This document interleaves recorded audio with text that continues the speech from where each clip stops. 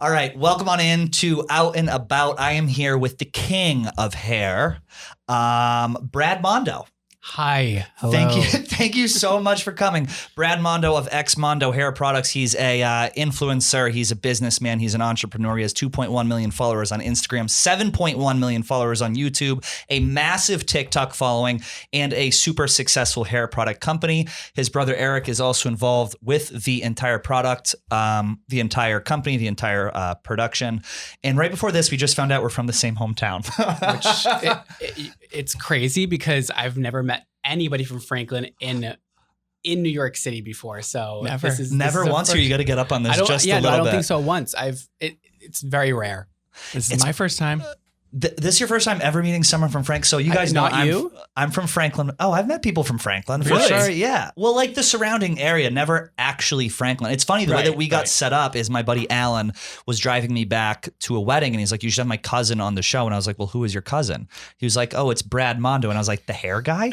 And he was like, yeah. And so it all worked out when you're here, but you have a fascinating story and I'm really interested in your business because you're 26 years old. You've built this company. I was on the website when I found out you were going to be on this, and this isn't like a startup. Do you know what I mean? This is like something. Depends who you ask. No, right. And I'm sure it feels that way when you're in it and you're building it, but it's something that at least appears like a well-oiled machine. So I guess my first question to you and to you as well, Eric, is how did you come up for the idea for this company? Where did it all generate from? Did it start as a passion? And then from there you decided, to build it into something, or, let's backtrack.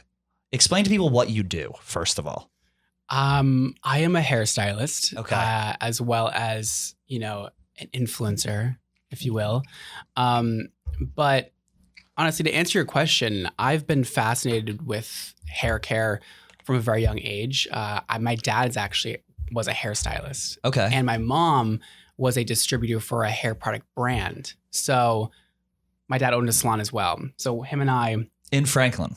No, in Natick, Massachusetts. Yeah. I was going to be so excited if it was Franklin. So it runs in the family. So your mom's, you're both in the business, and that's where you got your passion. Yeah. So I would walk around the salon and just like play with mannequin heads and like braid stuff and color mannequins and do like perms and cut it and just like play around all day. And then I began to be really fascinated by hair products. And so I would go on the shelf and just like take every single product home with me and just experiment with them on my friends and my family and myself. And that's really where like the passion of hair care came from, as well as hair color. Now, did you go to college? No, you did. You went to college, you didn't. Where did you go to school? I went to Elon University in North Carolina. Okay, that's like a small like liberal arts kind of school. Yep. So you did you do hairdressing school or anything? Yes. Contrary to popular belief. Why? People don't believe you did? Oh my God. People shade me all the time and say like, I didn't go to school. I'm not a real hairstylist. Like everything. Like people will make videos about me not being a real hairstylist. There's like full investigations online. Do you have a lot of haters? On TikTok, I would say sometimes. Yeah. Like, because I feel like TikTok, it gets like spiked, like any sort of hate gets spiked right away. You do one thing that like you can be made fun of for, and it will just go on for like weeks. I think the good thing though, is that people don't hate you as a person. I feel like they're always critiquing and criticizing in that kind of way. So I feel like you don't have a lot of haters for the average influencer. So did you? People trying to be on the bright side. But you know what they say? Wallow267, haters is your marketing team. Exactly. So let me ask you this: did you graduate hair school? Yes. Okay, so you are. So take that, everyone. Haters. He is an actual hairstylist, fully licensed. My real last name is not Mondo. Okay. So that's why people can't find my license anywhere. So what is your last name? You can't say on here. Nope, not saying. That'll be a promo we'll cut right before. What is your last name? It's not that hard to find. It's on my Wikipedia. So, So you went to hairstyling school, you graduated, you started cutting hair at a salon, or you automatically said, I want to be on the business side of this, or how did it work? Yeah. So I worked at my dad's salon from like age 15 to 18, 19 as an assistant. And I would also like do his clients sometimes as well, and illegally because I didn't have a license at that point. So, badass. And I always had a dream of moving to New York City and doing, bigger things with hair. So I moved here at 19, and I began working at salons for about 5 years after that. And it was just like grueling, hard work, just constantly changing salons because I wasn't happy. I could never find my like real path with salons. It just wasn't for me. So I kept moving around and it wasn't working. I was super over it and depressed. And I actually quit my job, the job that I had been working for years at this huge salon. And I had built a clientele and I was like, I'm just going to go to Asia. Oh, naturally. Just gone. Right. That's the natural next step. I'm sorry. What? I'm just going to go to Thailand, Indonesia, Thailand, Japan, and to do hair. No, not to do hair. To do the complete opposite of hair. OnlyFans. No, accounting. Yes, accounting. No, I wanted nothing to do with hair at that time. I hated it. Like, was it one of those things where it's like, I know like when I started in TV and like I would see people above me, like I'm sure you saw like stylists above me, and I would get not like jealous, but it's like, fuck, like I can do that. Like this is taking too long to get there. I just want to leave. Oh, always. Right. Was it like that for you? Yeah, Here, you got to get kind of close to this. I always had an intense desire to just like be at the top, like blink of an eye, I just wanted to be there. So I didn't want to take like a normal path to get there. And so social media was like the next thing for me, like that I haven't really accomplished in my life. And so after the salon job didn't work out and like I didn't enjoy it, I was like, okay, social media, that's where it's at. Like I'm going to make this work finally. I'm going to try really, really hard and it's going to happen somehow. And this is on YouTube. Yeah. And now did you have a similar path? I had a very different path. Okay. So I'm more on the business side. So you run Brad's business? For the most part. Okay. Brad, we both do. We both run it together. I would say we do a very good job of kind of breaking out the roles. Brad is a lot more on the advertising and marketing and kind of the creative side. And then I'm all on the business side. Which has got to be tough working with family though. Do you guys ever get into it? Or it seems, by the way, this will be on YouTube tomorrow. Yeah. You guys walked in, it's like twins. Except for the hair, I don't know if I'd be able to tell you apart. But is it difficult working with family? Like, do you ever butt heads? Then how do you overcome that? It's a great question. Yes. You want to take this one, Brad? We grew up not the best of friends. I would say that's an understatement. I am older by 2 years. Okay. Yes. We grew up not loving each other so much. I mean, no, loving each other, but like not being friendly with each other. We didn't really see eye to eye. Mm-hmm. I would say we had very different paths. Right. You're doing family therapy now? Yes, I was the very creative one and rebellious, and he was... I liked rules. Yeah. I followed all the rules. Loved it. Like, what does he have to do? Like, where is he going to college? Like, what's going to be the best? Like, I was very type A, like had all these schedules and like which class am I going to? I did the yearbook, like all that kind of stuff. You did the yearbook. Yes. That's how you know you like rules. So you run the business side of things for the company. So yes. What is your actual responsibilities within the organization? So I do kind of everything from legal, HR, supplies, inventory, customer retention, customer support, all that kind of stuff. And so is this one of these things where you've both just like taught yourself how to do this from the ground up, or do you have a mentor? There's just so much, like, it seems like there's so much to it from from supply chain, all the way to, retaining customers to getting new customers. Is this something that you guys have just learned on your own?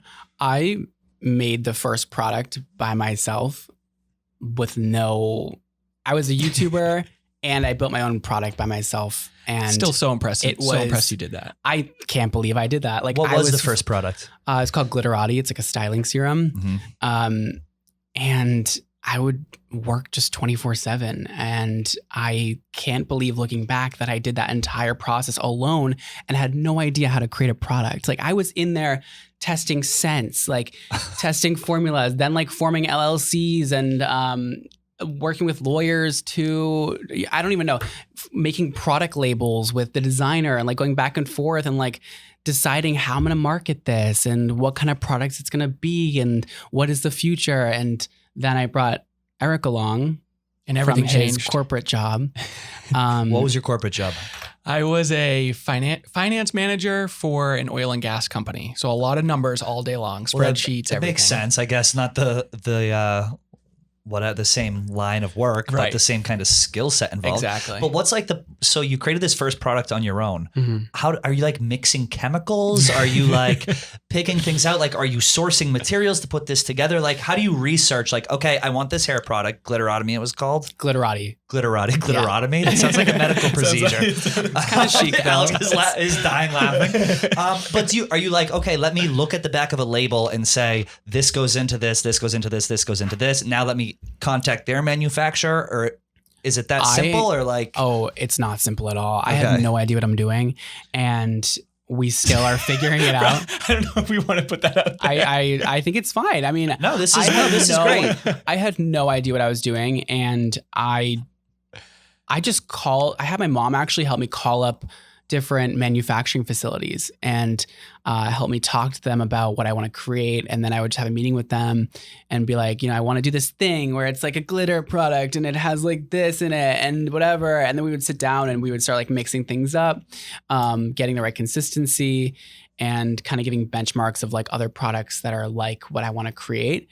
And then all of that just forms together. And as you're doing this, how many YouTube followers do you have? Because it's going to be difficult to get your foot in the door unless there's some leverage, right? Yeah. Whether that be a social media presence. Were you huge on YouTube yet? I wasn't huge. I think this was the first year of YouTube. I think I had like 1 million or 2 million. Yeah. So that's significant. Still a lot, yeah. That's not nothing. Yeah. And so the product gets rolled out. Where does it get distributed to? My website. It gets distributed to your website. How are sales? The first Eric's looking at you like ready to. Yeah. What? Go for it. What were you saying? I mean, the first product like didn't. Actually, it did pretty well. It did very well. It did. I would say it did well. Like compared What's to our numbers like now. Well? I mean, without getting into like dollar amounts, like what's like a metric that like you use? Tens of thousands. You sold probably of units through half your inventory. Yeah, like in the first couple of days. And so, were you buying inventory ahead of time before you sold, or like? Yes, and that was the most amount of money I've ever spent at one time in my life, at that point in my life. And so it was so scary, like writing a check worth whatever, how much it was. How much was it worth? I can't say, but it was really up there, like people's salaries, right? Like it was just a lot for me. And I was so scared, like I wasn't going to sell anything. Like that's everybody's worst fear is like, you're going to create this whole thing and nothing's going to sell. You really put yourself out there a lot when you're creating a product. Like you don't really realize that, but like you're creating something, you're hoping people love it. So it's kind of a leap of faith. Oh, I've never been more anxious in my life. So you're essentially betting on yourself. Pretty much. Yeah. It goes well. You sell through more than half your inventory, the tens of thousands of units, whatever it is. Once that sells and you see the money start rolling in, is there a moment where you're like, oh shit, I'm on to something here? Or was it just like, were you immediately like, let me reinvest this back into the business? Or was it like, I'm going out to buy like a handbag and a vacation? Like, what was that moment where you realized you were on to something? God, good question. I think you were still asleep for the launch. Do you remember you just were being asleep for the launch? I was so depressed. I was really depressed. Like honestly, I hated every second of that just launch. Because you're scared. I was horrified and like so nervous and scared and I was going to be embarrassed like that it was going to fail. But why didn't you have any confidence if you have all these followers and you have all these people who are like rabid fit? That's the one thing about your fans. Like they came into the Barstool Sports office, right? Not people who you would think that are, Brad Mondo fans. And everyone is like, I have girls texting me, I have to walk him out of the office. I have to do this. If your fan base is so rabid, why were you so nervous? I don't know. I'm just putting like everything into this product. Right. And I just feel like it would crush me if it didn't do well. I'm very like hard on myself. So I don't know. What would you like?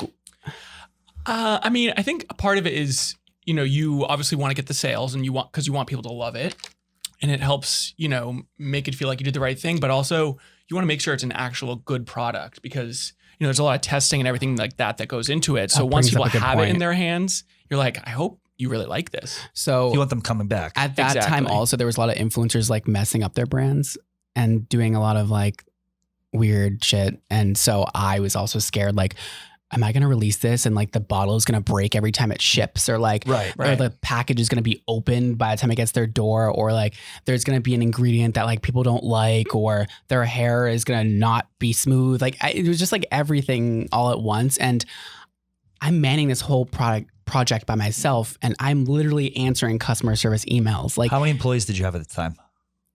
I don't don't think any. It was just the two of you. No, it was just you? It was just me. Yeah, so this is before me. Wow. I come in right after this. This is me. These are the days that I was literally just killing myself every single day, like just filming, answering emails all day, just working on these products. Weren't you filming daily too? I think I was doing like 3 times a week. 3 times a week. So it obviously the response was well received, right? Yep. Because you've been able to build this company off of it. How do you scale it from there? I know this is like a very businessy interview, but I'm fascinated. And I know that a lot of people are really interested by this. How do you scale it? It's like, okay, I'm going to sell through this inventory and re-up, or is it like I need help. I'm bringing on Eric. I'm bringing on business people to help me grow this into something. I always knew I needed help. And we didn't release another product for a year after that. It was a long time. And you just kept re-upping on your first product and selling. Yep. Exactly.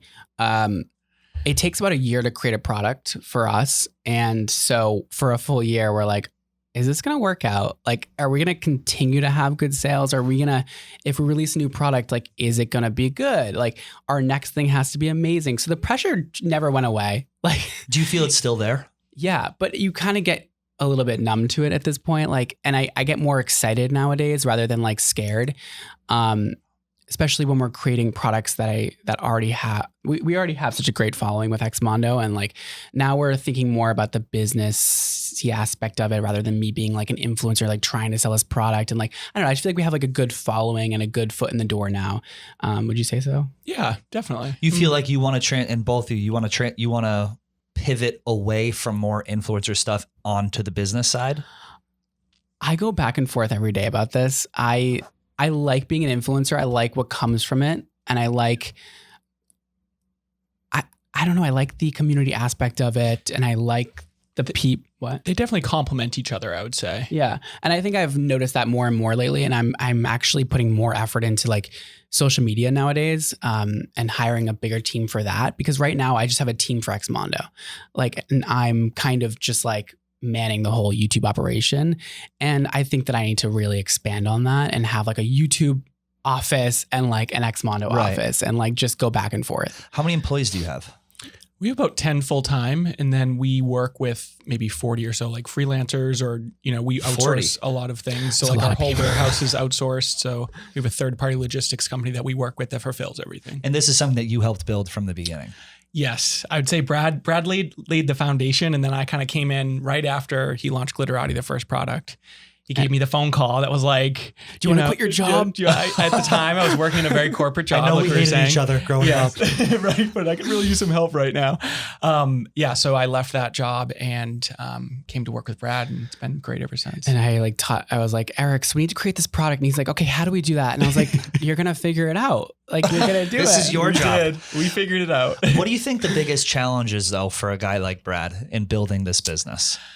I think the biggest challenge or something we always talk about is just staying authentic to yourself. Because there's so many different ways you can go and do you can do like a quick cash grab with like various products or something like that. But, one thing I think Brad's done a really good job of is just always staying true to the core things that he loves. And you can definitely see that in the marketing it's very authentic and it's very edgy and it's very, very Brad for sure. It wasn't always like that. Yeah. Well, I guess from the beginning, I was kind of trying to create something that everybody would like, and like, not exactly doing stuff that maybe I would. I feel like I was gearing it more towards like what I thought would be good. It was like a little more mainstream. It was more mainstream. And now I'm like, fuck it. Like, let's just put whatever we want on the ads. Like, let's just make it super badass. And that's what we do now. It's interesting because like your product, it's loud.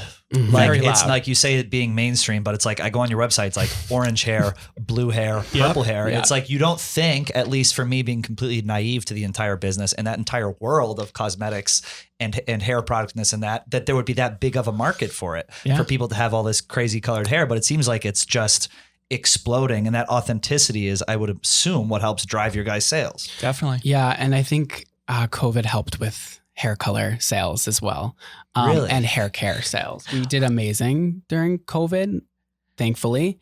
And actually the whole hair care market went up by, you know, a lot. So where do you guys see like this going? Like, I think, and I don't know if you're going to like this comparison or not, but I immediately thought of like when I started doing research on you, I was like, oh, this guy's going to be huge. I was like, this is going to be like, you already are very big. I didn't mean that as a slight at all. No, I appreciate it. But it was like, I automatically go to like Jeffree Star, Kylie Cosmetics. And I'm like, these guys are raking in money. And it just makes so much sense the way that you've grown the brand, just being authentic and like building it like brick by brick is a saying that we use here. Yeah. Do you have a goal in mind of where you want this business to go? Or like, how big do you think this thing could realistically get? Gigantic. I was going to say, I can tell you what he's going to say. Yeah. I'm such a dreamer. I always say world domination. I'm such a dreamer, and I try to manifest a lot, and I love business, and I love creating products, and I love making people happy and confident through the products I create. So, you know, we plan on being a lifestyle brand as of right now. We want to expand into every single market possible. And yeah, I think, you want to add anything on that, Eric? No, I think that's... Yeah. Has anyone approached you to sell the company? Has anyone been like, is there a dollar amount where like if L'Oreal came out, I'm just using that, came up to you and was like, hey, here's $50 million, we're selling this? Is that something that you guys would have talked about or you would even consider? Or is it like... That's an interesting question. I think we would consider... we would consider 50 million. So yes, I don't know. I really believe in my brand, and I want to take it really far by myself or with the help of my team and everybody. But I think if down the line, you know, many, many years from now, if there were the right deal, I would consider it. I think either way, there would always be kind of going back to starting another business. So if we were to sell this company, I think it would end up turning into starting something new and kind of going through that like development process. It's a lot of fun. Yeah, I think we both really enjoyed that, and it was really cool to kind of build something. It's like your baby. Is there a dream partner for you guys in this business? It's right here. Yes. There you go. No. Let me rephrase. Dream business partner for you.